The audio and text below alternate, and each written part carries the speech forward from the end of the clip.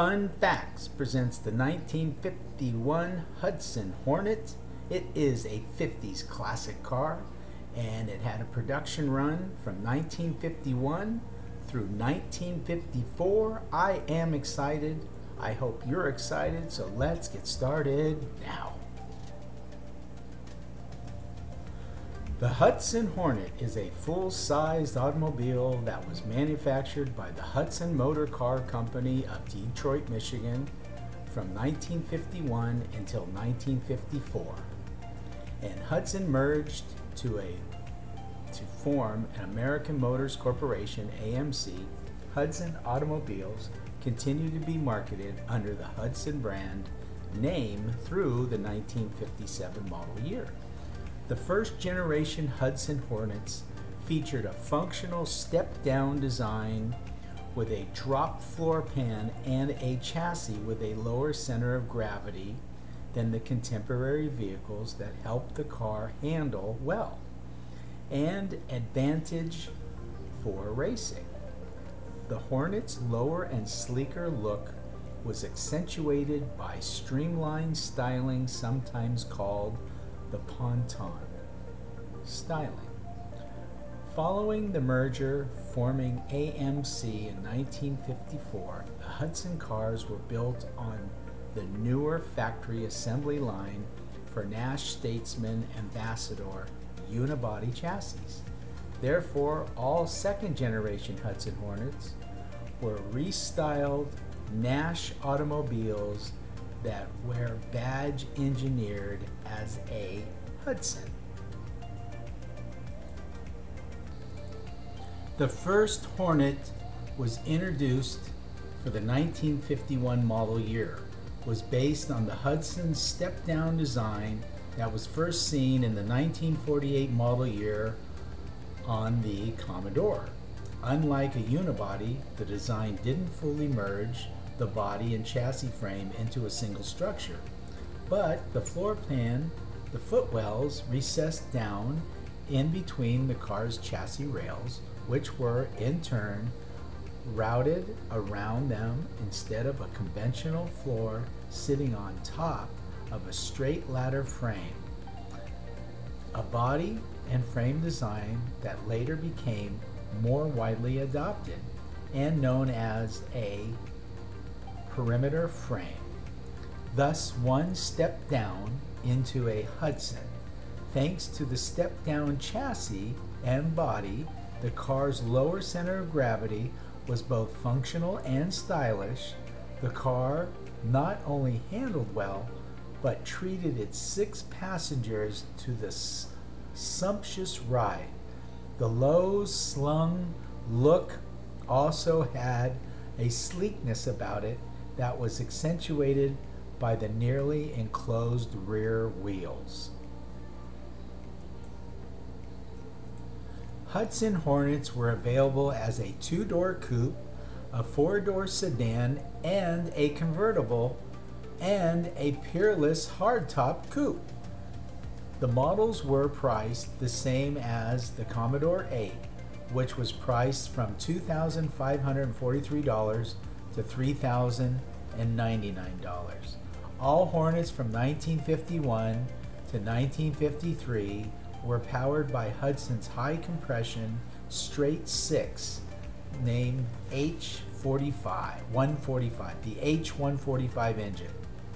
Starting in 1952, an optional twin H or twin 1-barrel carburetor setup was available at additional cost. The newly introduced twin H power was available in November 1951 as a dealer-installed option at the cost of $85.60. An electric clock was standard. A L-head flathead or side valve design was on the 308 cubic inch 5-point liter. It was the largest displacement, the 6-cylinder engine, for mass production cars at the time. It had a 2-barrel carburetor and produced 145 horsepower at 3,800 RPM and 275 foot-pounds of torque. In 1954, power was increased to 170 horsepower from the 145 horsepower. The engine was capable of far more power in the hands of precision tuners, including Marshall Teague, who claimed he could get 112 miles per hour from an AAA or NASCAR certified stock Hornet, as well as Hudson engineers who developed severe usage options. The combination of the Hudson engine with overall road ability of the Hornets, plus the fact that the cars were overdesigned and overbuilt, made them unbeatable in competition on the dirt and very few paved tracks of the 1950s. The Hudson Hornet 1951 model production totaled 43,666 units.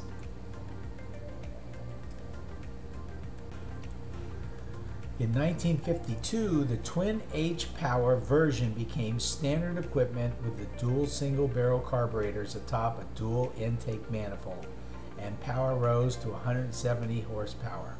The hood featured a functional scoop that ducts cold air to the carburetors and was considered ventilation in 1954 rather than ram air. The engine could be tuned to produce 210 horsepower when equipped with the 7 times modifications that Hudson introduced later. During 1952 and 1953, the Hornet received minor cosmetic enhancements and still closely resembled the Commodore of the 1948 era. The Hornet proved to be nearly invincible in stock car racing. Despite its racing success, sales began to languish.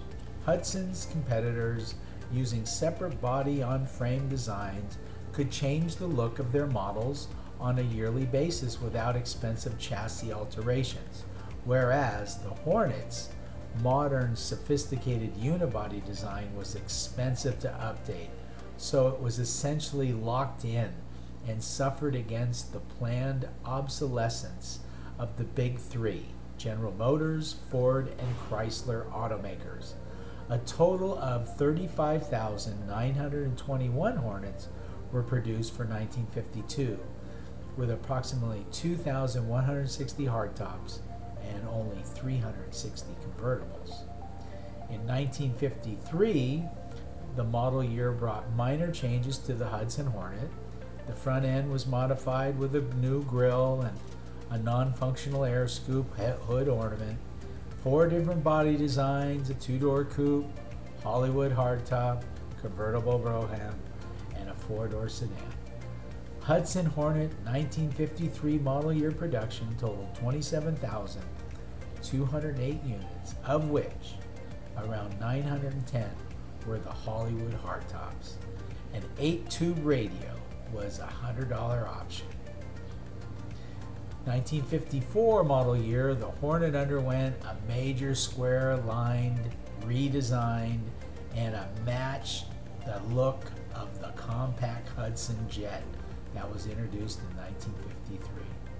This entailed extensive retooling because of the way the step-down frame wrapped around the passenger compartment.